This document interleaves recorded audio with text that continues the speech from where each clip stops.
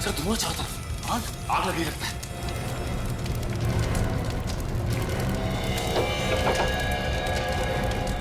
वो कंकाल बाहर निकालो जल्दी। अरे दरवाजा किसने बंद कर दिया?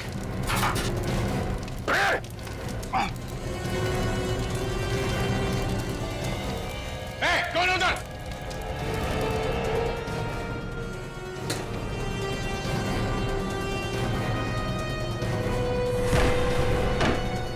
इधर भागा जल्दी।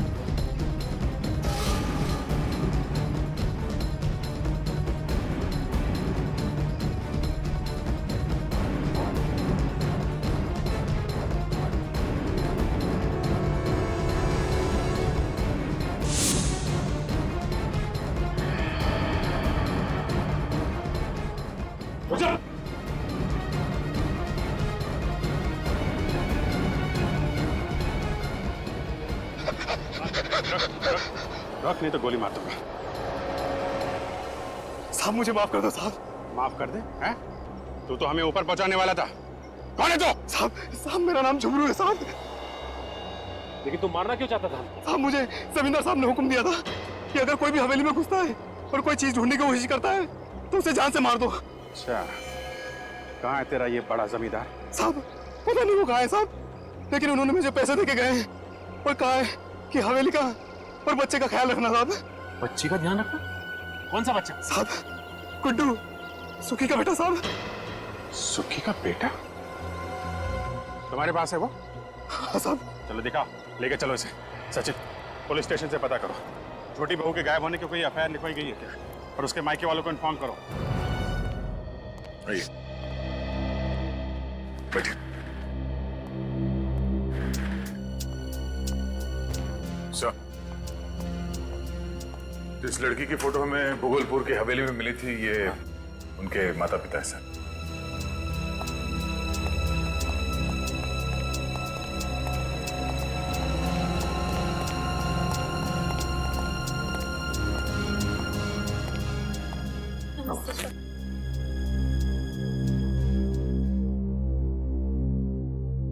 देखिए इन गहनों को, बताइए क्या ये गहने आपकी बेटी के हैं?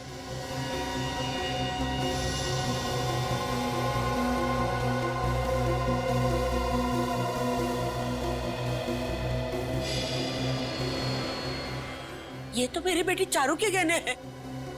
आपको कहां से मिले? भूगोलपुर की हवेली में हमें एक कंकाल मिला था।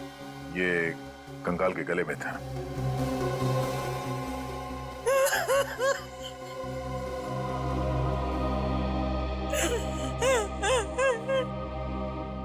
मुझे मालूम था मेरी बेटी भाग नहीं सकती।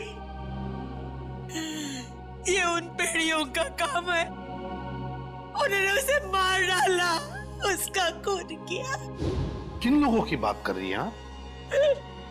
चारू के सास ससुर, उन्होंने ही हमारी बेटी को मारा और फिर घर छोड़कर भाग गए।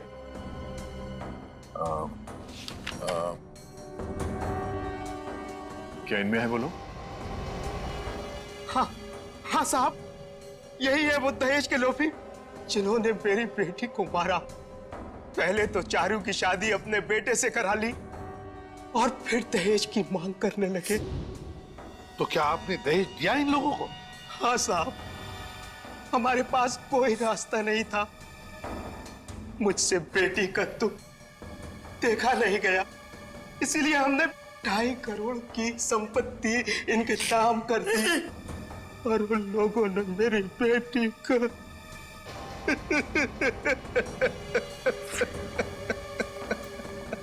सर ये तो वैसे ही मामला जैसे जयचंद ने माया के साथ किया। हाँ दया, बहुत बड़ा गैंग है ये। लोगों को उनकी बेटियों की शादी की लालच दिखाकर दहेज के नाम पर धन ऐंठते हैं ये लोग। सर, हाँ। सर जिस रात कामनी का खून हुआ था उस वक्त की कॉल डिटेल्स।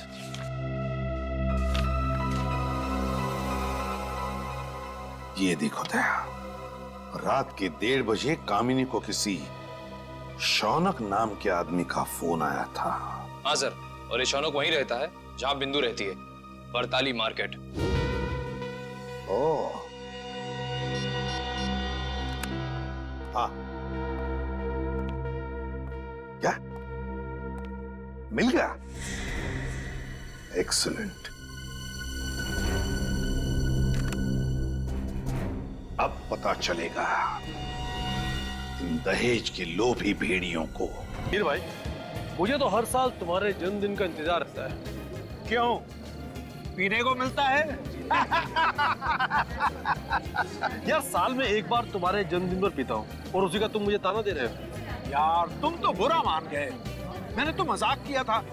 अच्छा मेरा बर्थडे गिफ्ट कहाँ है? जल्दी निकालो। ये लो तुम्हारा गिफ्ट। Thank you. अरे वीर भाई, तुम्हारे बिजनेस पार्टनर याचन नहीं दिखाई दे रहे, कहाँ पर है? यहाँ पे ही होंगे, वो है अपने परिवार के साथ। जाओ मिल लो।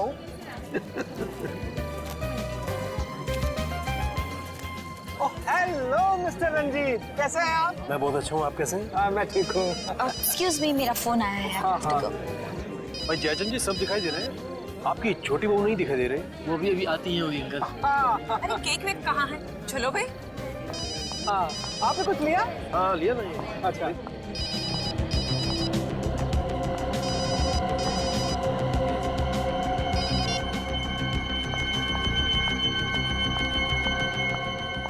तुम ऐसा कैसे कह सकते हो? मेरी अभी बॉस से बात कराओ।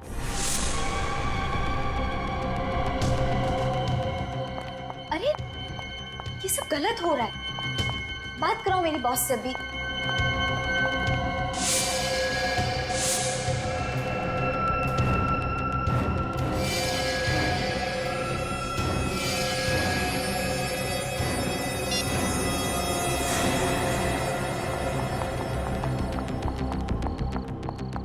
अरे माया, ये क्या हुआ? किसको क्या हुआ अंकल? अरे मैं किसी की बात नहीं कर रहा हूँ, मैं तुम्हारे चेहरे की बात कर रहा हूँ। ये तो बस। अरे कुछ नहीं भाई साहब, माया बाथरूम में गिर गई थी, ऐसे ही जरा हल्की सी चोट आई है। हाँ, अरे भाई घर गृहस्थी में तो सब चलता रहता है, अब छोड़ो ना। आओ केक काटते हैं। कम कम, चलो चलो। मैंने मॉम डैड से बात कर ली है, मिल वाली जमीन देने के लिए तैयार है। कब देंगे? जब तुम ऊपर पहुंच जाओगी तब? जी जी, जून तक दे देंगे। जून तक तो तुम्हारी हड्डियां भी नहीं मिलेंगी उन्हें। आइए आइए आइए, सब आइए आइए। आ जाओ। आइए मैडम, चलिए सर। आगे आ जाओ। Happy birthday to you, happy birthday to you, happy birthday to dear me, happy birthday to you, may God bless you, may God bless you. Ranjeet.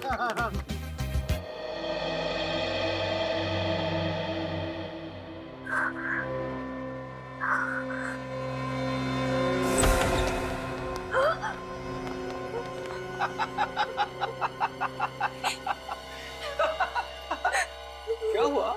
क्या हुआ माया बेटी? नींद नहीं आ रही क्या?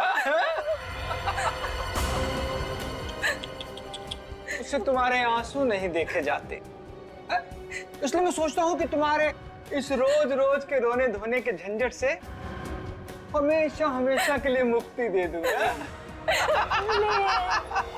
प्लीज मुझे मत मारिए, आपको पैसे ला दूंगी, ला दूं पैसे। अरे मगर जून तक इंतजार कौन करेगा? हाँ, मैं फिर से कोशिश करूंगी, मैं मॉम डैड को बोलूंगी, वो जून से पहले पैसे ला देंगे।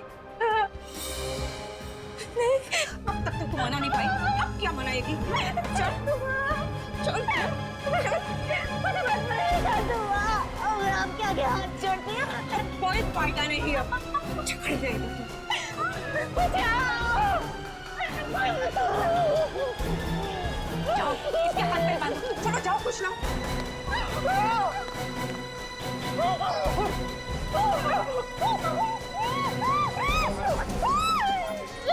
कस के मार। खड़ी रहे चुपचाप। अरे जल्दी कर।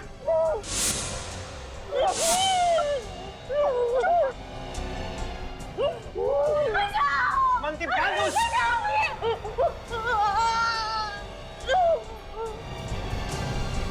सुनो दमयंती, इसे यहाँ नहीं मारेंगे। ऐसा करो, इसे जल्दी से गाड़ी में डालो, जल्दी। रुक जाओ, रुक जाओ, रुक जाओ। ये क्या करे तुम लोग? मुंह बंद रख अपना। नहीं, ये सब गलत है। मैं कहीं नहीं लेके जाने दूंगी इसे। अरे चलो, हटो सामने से। चलो चलो, इसे यही बंद रहने दो। इसे तो हम आके बाद में निपटेंगे। चलो चलो। बचाओ, बचाओ, कोई तो बचाओ इसे, कोई तो बचाओ। खोलो दरवाजा, खोलो, कोई तो बचाओ, बचाओ इसे, खोलो।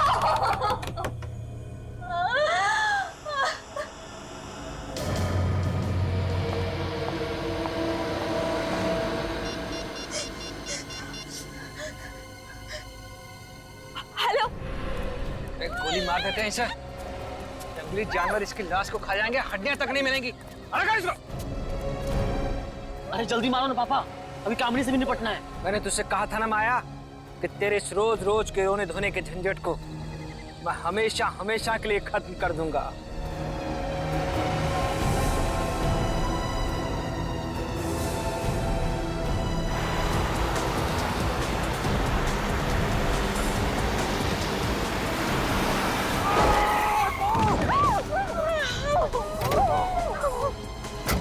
अरे मुझे छोड़ो, उसे पकड़ो, नहीं तो सब के सब मारे जाएंगे।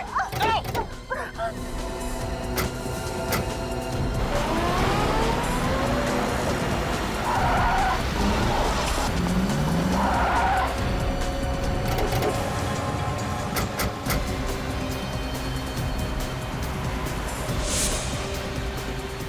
कहाँ जाएगी? बचकर।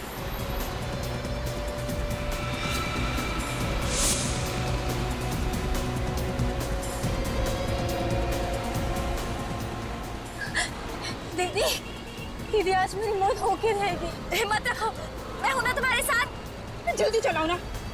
फूंक दो। पापा जल्दी करो पापा। एक बार मुझे मौका मिलने दो। कामिनी को भी मार दिया होता उसी वक्त तो आज ये नौबत ही नहीं आती। रोक दे दोनों को, लगेगा साला दोनों एक्सीडेंट में मारी गए।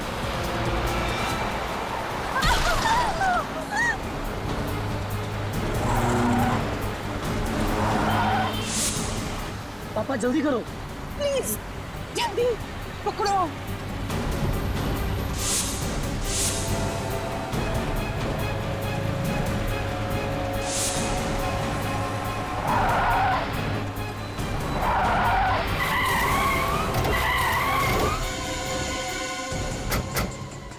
विवेक, पूर्वी, तुम लोग उस गाड़ी पे देखो, बहुत तमाशा हो गया। चलो देख लो बात।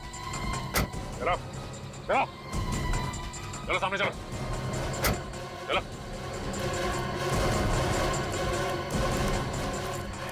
सर, इन्होंने हमें मारने की कोशिश की है। दोनों कौन? ये माया और मैं कामिनी। मैंने ही आप लोगों को फोन किया था और ये हमारे सास ससुर है। वो माया का पति है और वो मेरा पति। ये सब लोग मिलकर हम लोगों को दहेज के लिए मारना चाह रहे थे। ओह, तो ये बात है। हम इन्हें जल्दी से हॉस्पिटल ले चलते हैं। हाँ विवेक, ले जाओ। मैं ठीक हूँ, मुझे सिर्फ हल्की सी खरोच आई है। ठीक है, आप चलिए हमारे साथ। पूर्वी चलिए। आइए आप लोग, चलिए। और जेल में बैठ के अब दहेज का हिसाब किताब कीजिएगा। चलिए चलिए, बैठिए। डॉक्टर साहब, अब माया की तबीयत कैसी? घबराने की बात नहीं है, गोली शरीर को छूते हुए निकल गई है। अभी बेहोश हैं, बहुत जल्दी होश आ जाएगा। फिर भी डॉक्टर साहब, कितना वक्त लगेगा उसे ठीक होने में? अब कम से कम 1 हफ्ता तो लगेगा ही। कम से कम 1 हफ्ता लगेगा। सचिन, तुम और पूर्वी यहीं पर रुको। डॉक्टर साहब, एक बात बताइए, गोली के अलावा और भी कोई घाव या कोई निशान है माया के शरीर पर? नहीं, घाव तो नहीं, मगर मारने पीटने के निशान हैं शरीर पर। अच्छा, मारने पीटने के लिए? जी। जिंदगी नरक बना दिया मेरी बेटी का उन लोगों ने सर। इतना दहेज दिया फिर भी मारते थे। वो दहेज के लिए माया को मारते थे, तुम्हें पता था? जी। तो फिर तुम पुलिस में क्यों नहीं गए? उन लोगों ने धमकी दी थी कि अगर पुलिस में कंप्लेंट किया तो लोग मेरी बेटी की जान ले लेंगे। अरे कोई मजाक है क्या? बेटी की जान ले लेंगे? तुम चुप बैठे इसलिए उस पर वो जुर्म ढाते रहे।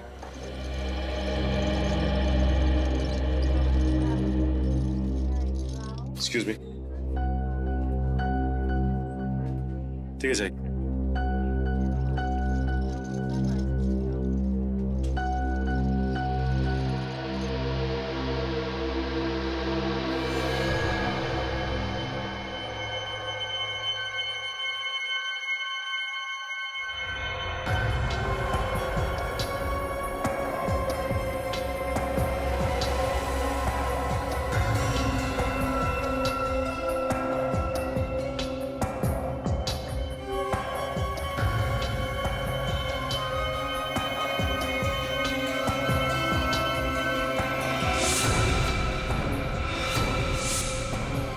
स्पोर्ट शूज पहने थे।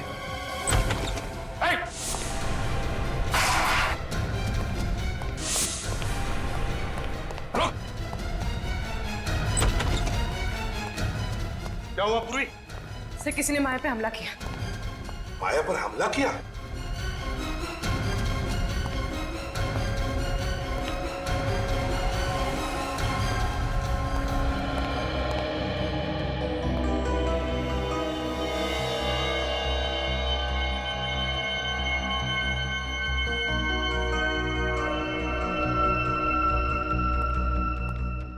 सर निकल गया। सचिन, लगता है हमला करने वाला कोई लड़की थी।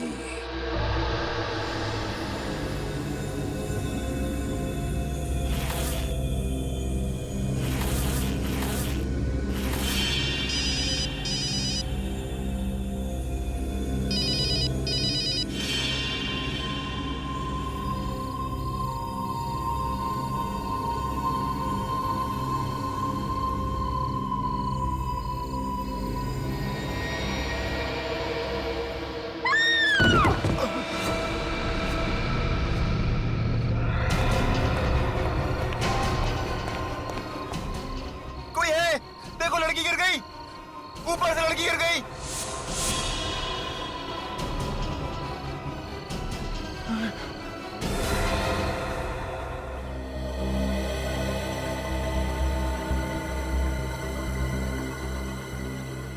मुंह के बल गिरी है, सिर के पीछे किसी ने वार किया। पलटाओ इसे। माय गॉड, इसका चेहरा इतना खराब कैसे हो गया? पूरी तरह से टूटा है चेहरा, फ्रैक्चर हुआ। देखो जरा, और भी कोई चोट है क्या? अच्छी तरह से देखो।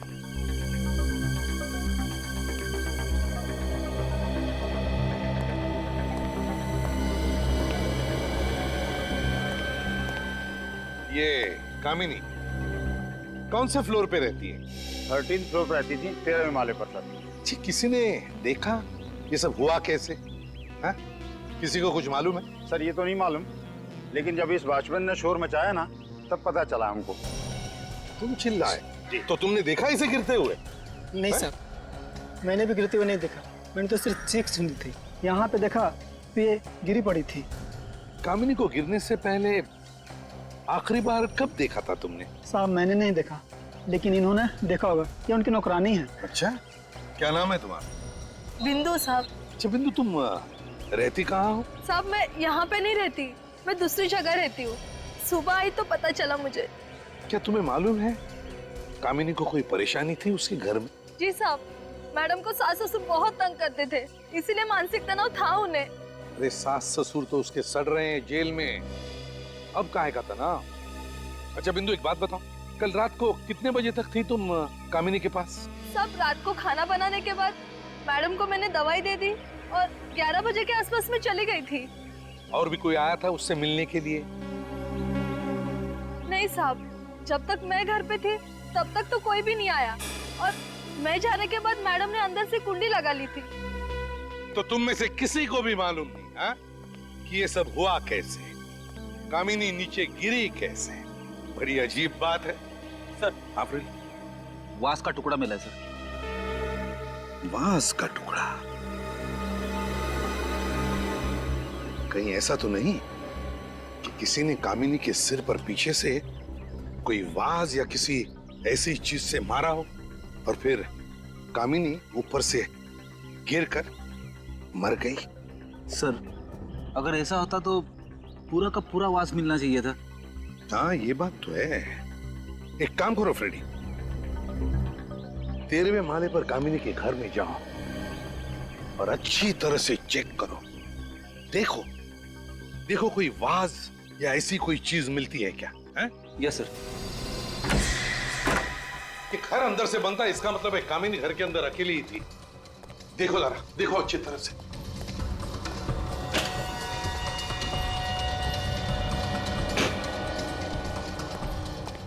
ये क्या है?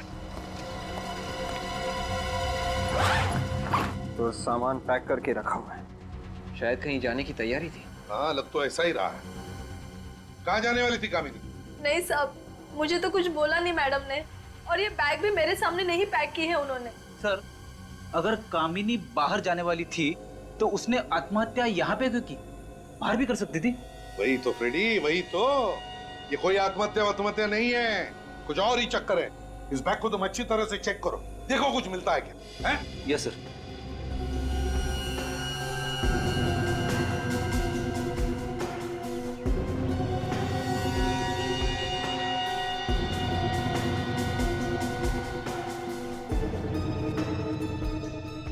विवेक सर, यहां से इस बालकनी से गिरना मुश्किल है। ये देखो, ये रेलिंग कितने ऊंचे हैं और मजबूत भी है। मतलब सर किसी ने कामिनी को धक्का ही दिया है। हाँ, लग तो ऐसा ही रहा है।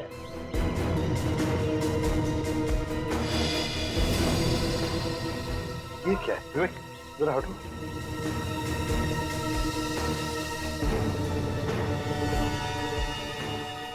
कपड़े का टुकड़ा बिल्कुल वैसा ही जैसे कामिनी ने कपड़े पहने हैं, लेकिन यहाँ इस तार में कैसे अटका और ये तार यहाँ पर क्यों? विवेक, एक काम करो सर, इस रेलिंग पे जितने भी उंगलियों के निशान हैं, सब के सब उठाओ। ये सर। हाँ।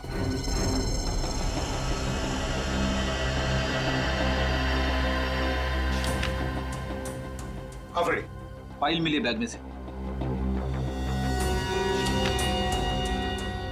बच्चे का बर्थ सर्टिफिकेट, तारीख है 5 नवंबर 2005 और माँ का नाम सुखी।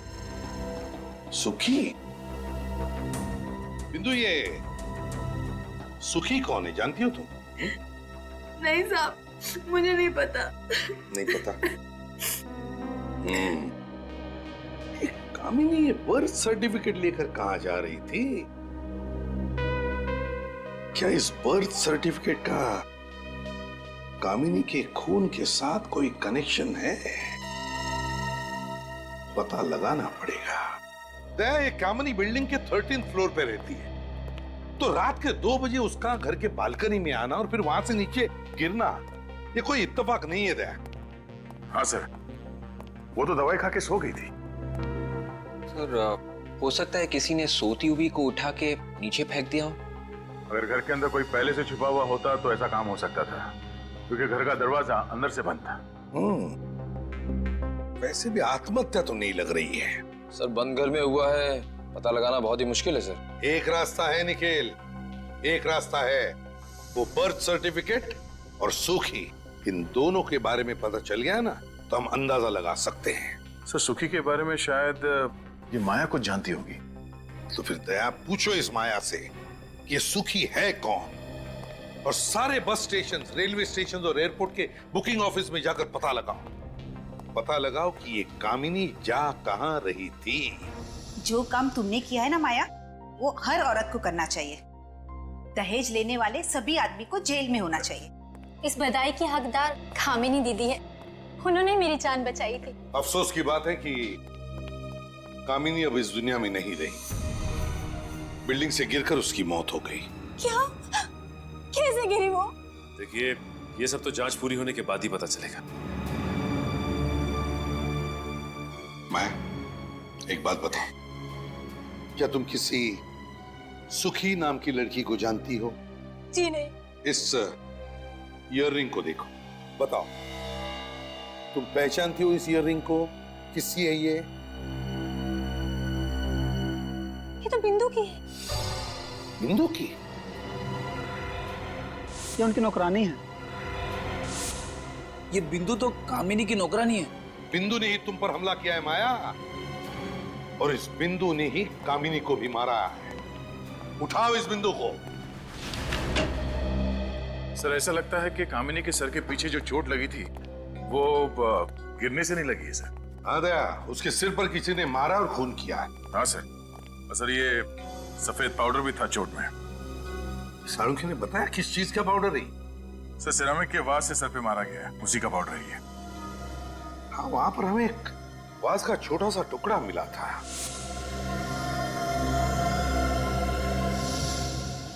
पूरा घर ढूंढने पर भी वो बचा हुआ वास कहीं पर भी नहीं मिला। तो फिर गया कहां वो वास? विवेक, पूरा वास का टुकड़ा दिखाओ। Yes sir. सर अगर इस वास से उसके सिर पे मारा है तो फिर वही सवाल, मारने के बाद वो आदमी घर से बाहर गया कैसे? दया,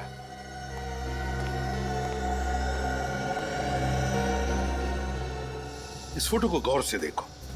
इस फोटो में कामिनी के सिर पे जो घाव है वो यहां है, बिल्कुल पीछे, बीचों बीच है। मतलब सर कामिनी ने बालकनी में आने के बाद जैसे ही नीचे देखा तो किसी ने ऊपर से, मतलब छत से नीचे वास फेंक के मारा। Exactly. वास कामिनी के सिर पे लगा और उसकी वजह से कामिनी नीचे गिर गई और उसकी मौत हो गई। मगर सर कुछ तो हुआ होगा कि कामिनी को रात के 2 बजे बालकनी में आना पड़ा। शायद किसी ने उसे फोन करके बुलाया होगा, इसीलिए बालकनी में आके नीचे देख रही थी। बस कामिनी के फोन रिकॉर्ड चेक करो, पता चल जाएगा। सर बिंदु के बारे में पता चल गया। क्या पता चल? बरताली मार्केट में रहती है और घर पे मिली नहीं सर, कल से लापता है। बिंदु घर से कल से ही गायब है, तो इसका मतलब है उसका कामिनी के खून से कोई ना कोई संबंध जरूर है, कोई ना कोई संबंध जरूर है। सर ये कामिनी के रिजर्वेशन की कॉपी है, वो ट्रेन से भूगोलपुर जा रही थी। भूगोलपुर जा रही थी? कामिनी भूगोलपुर किस लिए जा रही थी? किस लिए? इस कामिनी के बिल्डिंग के वॉचमैन और सेक्रेटरी से बात करनी पड़ेगी।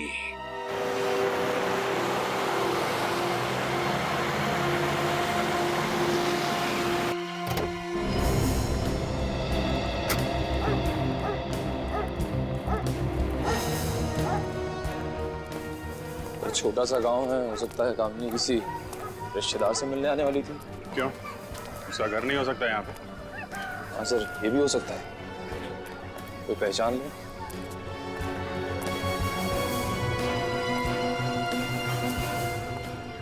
अरे सुनो भाई साहब, ये कामिनी का नाम सुना है क्या आपने? हाँ सुना है। अरे वाह, कहाँ कहाँ सुना है? महाभारत में। नहीं, मैंने सोचा कि आप यहाँ गांव की किसी कामिनी की बात कर रहे हैं। अब ये फोटो देखो, इसको पहचानते हैं? हाँ, ये तो कामिनी सुखी है। सुखी? कामिनी सुखी, सुखी कामिनी? इसकी शादी मुंबई में हुई है ना, जयचंद परिवार में? सुखी तो हमारे यहाँ के बड़े जमींदार साहब की बहू है। हम उनसे मिल सकते हैं, उनका घर दिखाएंगे। अब कहाँ मिलेंगे, तो गांव छोड़ के चले गए। क्यों? अरे 2 साल पहले उनकी छोटी बहू ने नाक कटवा दी थी। क्या क्या किया उसने? अरे भाग गई, और क्या। अच्छा, जमींदार साहब के परिवार में कोई है क्या जिनसे हम लोग बात कर सकें? तो कोई नहीं, हवेली तो खाली पड़ी हुई है। हवेली खाली पड़ी है?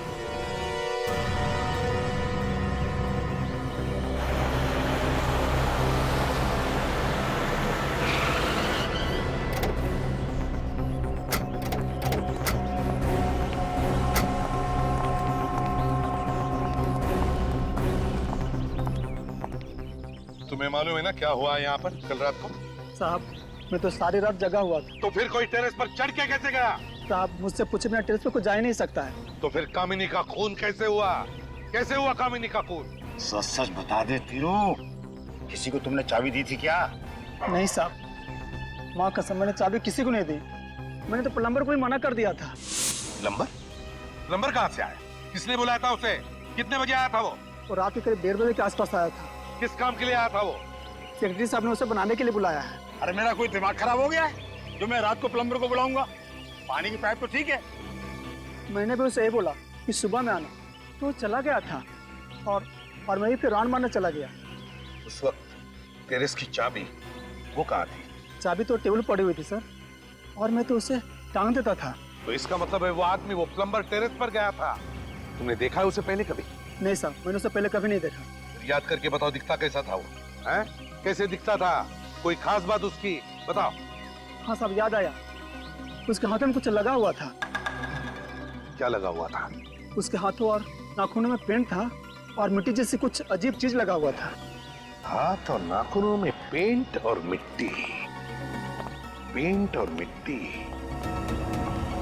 पेंट और मिट्टी, मिट्टी के बर्तन, मिट्टी के बर्तन। सर हाँ, ये बिंदु भी वहीं पे रहती है जहाँ पे मिट्टी के बर्तन बनते हैं। ओह, बिंदु वहीं पर रहती है जहां पर मिट्टी के बर्तन बनते हैं। तो इसका मतलब है कि कामिनी का खून बिंदु और उस प्लम्बर ने ही किया है।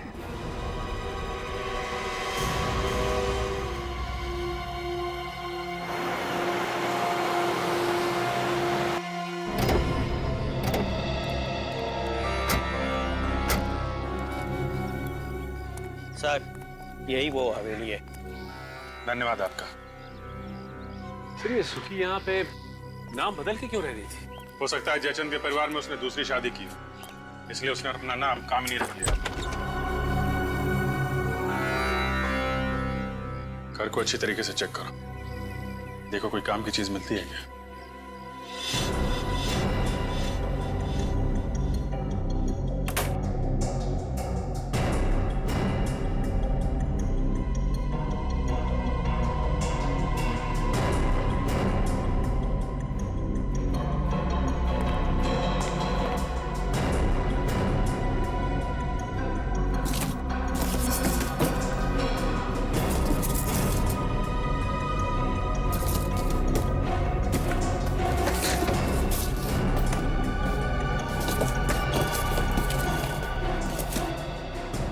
सर रद्दी रद्दी पड़े हैं सब।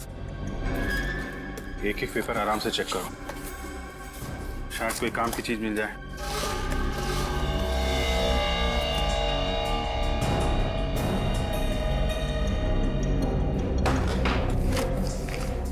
ये देखिए, इन फोटोज में ये बिंदु भी है दुल्हन के जोड़े में। कामिनी की मेट शादी के जोड़ों में? ये क्या मामला है? सर कहीं ऐसा तो नहीं कि ये राजघराने की बहू है उसकी? हो सकता है, मगर यहाँ बिंदु कामिनी के अलावा ये तीसरी औरत भी है। कहीं यही छोटी बहू तो नहीं जो भाग गई थी?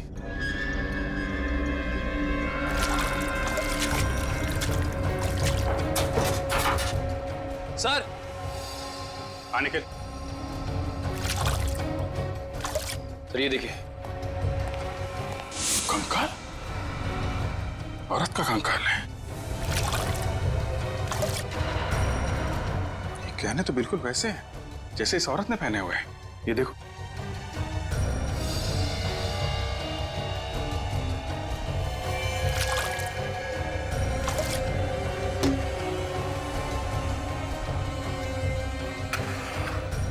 लगता है ये तीसरी बहू का कंकाल है। सर मतलब ये भागी नहीं थी, जमींदार परिवार ने इसे मारा है।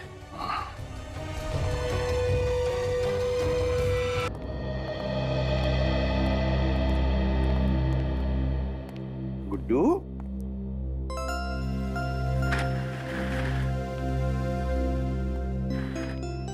गुड्डू बेटा, डरो नहीं बेटा, तुम्हें यहां पर कोई कुछ नहीं करेगा।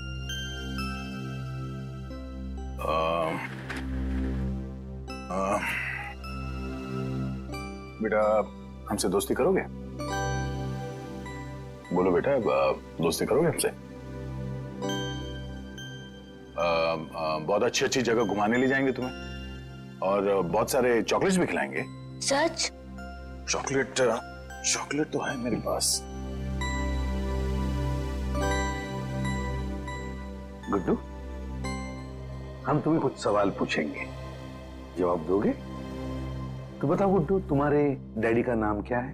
अंकल, मैंने कभी डैडी को देखा ही नहीं।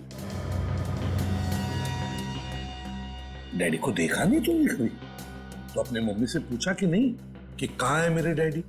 पूछा था, मम्मी कह रही थी कि बहुत दूर चले गए, कभी वापस नहीं आएंगे। बेटा तुम झुमरू के साथ क्यों रहते हो? अपनी मम्मी के साथ क्यों नहीं रहते? मम्मी ने छोड़ रखा था झुमरू अंकल के पास, वही मेरी देखभाल करते थे। मम्मी तो कभी कभी आती थी मिलने। मम्मी आती थी कभी कभी मिलने? क्या वो अकेली आती थी या उनके साथ कोई और भी आता था? हर बार मम्मी के साथ अलग अलग अंकल आते थे। बहुत बुरे अंकल थे वो, मुझसे दूर रखते थे मम्मी को। चलो कोई बात नहीं। तुम्हें आइसक्रीम पसंद है? आइसक्रीम खाओगे? निखिल, गुड्डू को आइसक्रीम खिलाओ। खिला कर लेके आ। जा। आजा गुड्डू बेटा, मैं और चची आइसक्रीम खा के आते हैं। Okay uncle. हाँ बेटा। फिर मुझे मम्मी के पास ले चलोगे?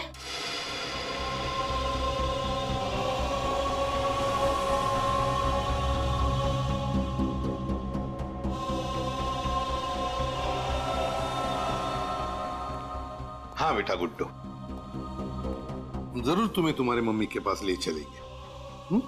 पहले आइसक्रीम तो खा कर आओ। जाओ। चलो, अच्छी अच्छी आइसक्रीम खा के आते हैं।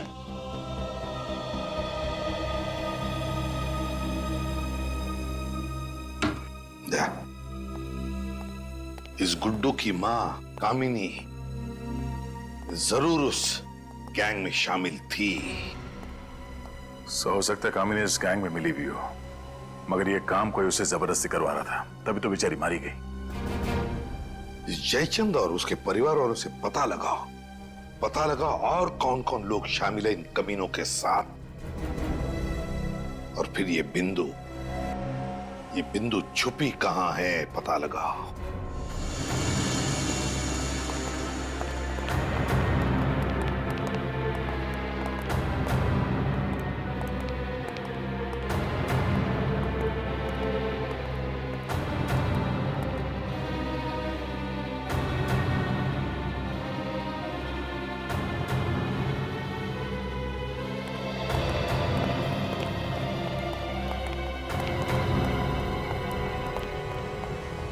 क्या हुआ है? पता नहीं सर, मुंह से झाग निकलने लगा अचानक।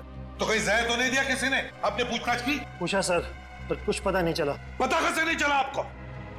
पूछताछ की। पूर्वी, इन लोगों के साथ हॉस्पिटल जाओ पूर्वी। यहाँ पर कौन जहर दे सकता है? अच्छा, कौन आया था इनसे मिलने? नहीं सर।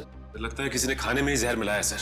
सर, अगर खाने में जहर होता तो और लोगों को भी तो तकलीफ होती। कुछ भी बोले जा रहे हो, समझ कर ना समझ बनने की कोशिश कर रहे तो जानबूझकर जहर दिया गया उन लोगों को, समझते हैं आप? खाना कौन बना था यहाँ पर? बुलाओ उसे। खाना बनाने वाले को लेकर क्या? अरे खाना परोसा कहाँ जाता? कहाँ परोसा जाता है? जल्दी बताइए। सर, वहां। Yes sir. ये इसमें चावल है, दाल,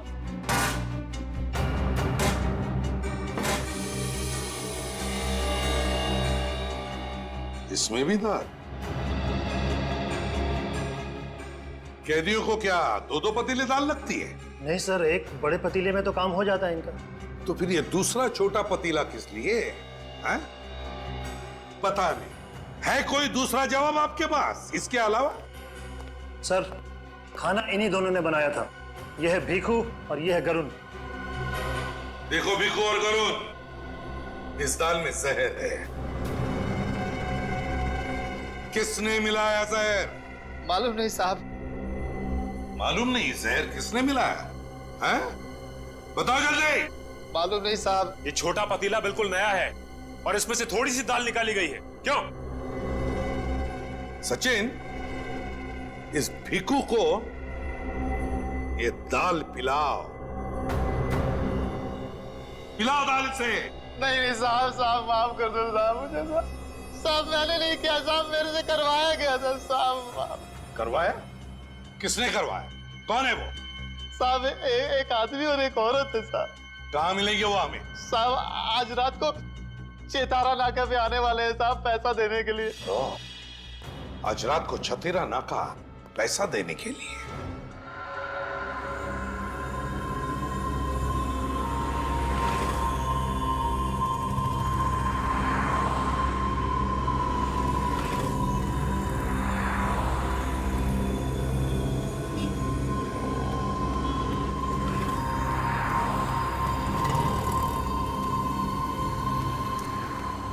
गुड जॉब भिखू, बहुत अच्छा काम किया। सांप भी मर गया और लाठी भी नहीं टूटी। अरे अरे, पैसे तो मैं घर ही भूल गई। कोई बात नहीं, पैसे के अलावा और बहुत कुछ लेकर आए हैं हम तुम्हारे लिए। सॉरी भिखू, कहा सुना सब माफ कर देना। बहुत अच्छा काम किया तुमने। ऊपर मिलेंगे ना तो पाई पाई का हिसाब करेंगे। ऊपर का हिसाब तो ऊपर होगा, पहले यहाँ का हिसाब तो कर लें।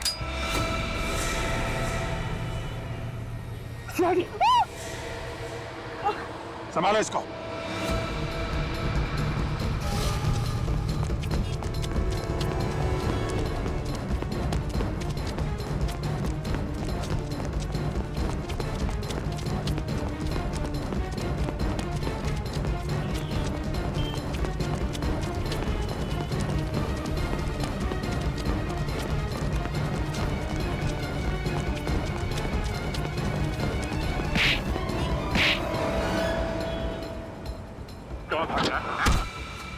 पैरों पे जाना चाहता है ना तो बता, कामिनी को क्यों मारा? बस किसी ने कहा था।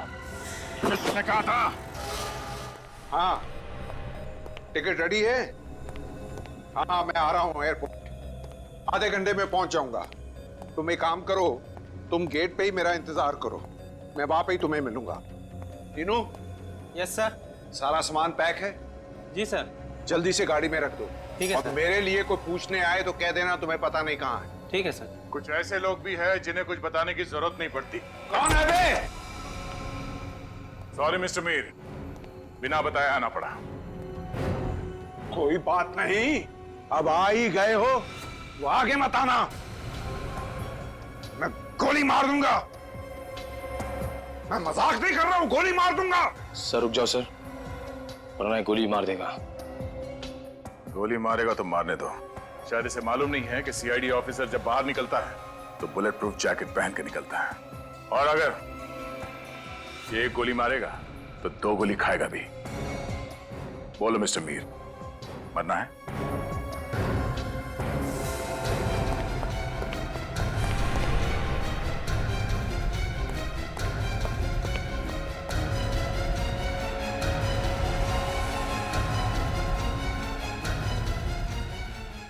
मिस्टर मीर, रास्ता उस तरफ है, चले। मुझे छोड़ दीजिए सर, मुझे माफ कर दीजिए। सीआईडी को गन दिखाएगा तू? सीआईडी को?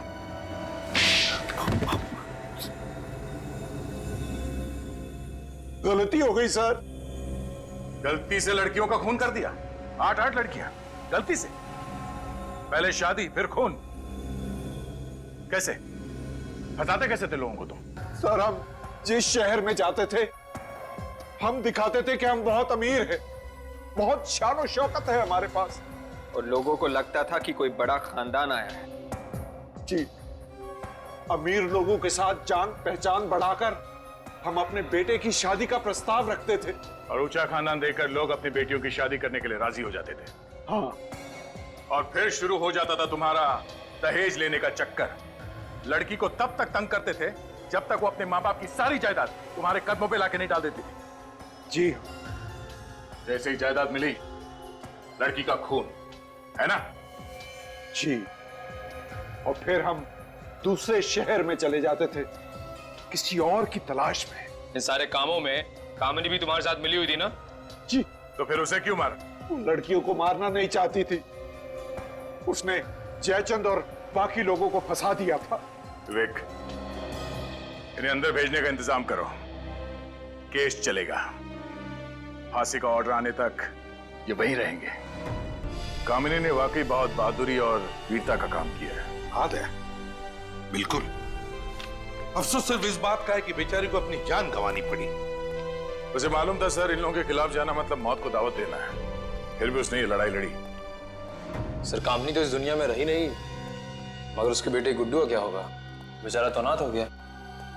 कामिनी का भाई उसकी देखभाल करने वाला है। और सर ये माया किसी एनजीओ से जुड़ गई है जो इस तरह की शादीशुदा लड़कियों के लिए काम करती है। बहुत अच्छा काम कर रही है वो। और वैसे भी दया, कामिनी की मौत भी बेकार नहीं जाएगी। उसकी इस मौत की वजह से समाज की सोच में कोई ना कोई परिवर्तन तो जरूर आएगा। दहेज मांगना और दहेज लेना पाप ही नहीं, गुनाह भी है। इसलिए इस बुराई से दूर रहिए। बंद कीजिए दहेज मांगना और दहेज लेना।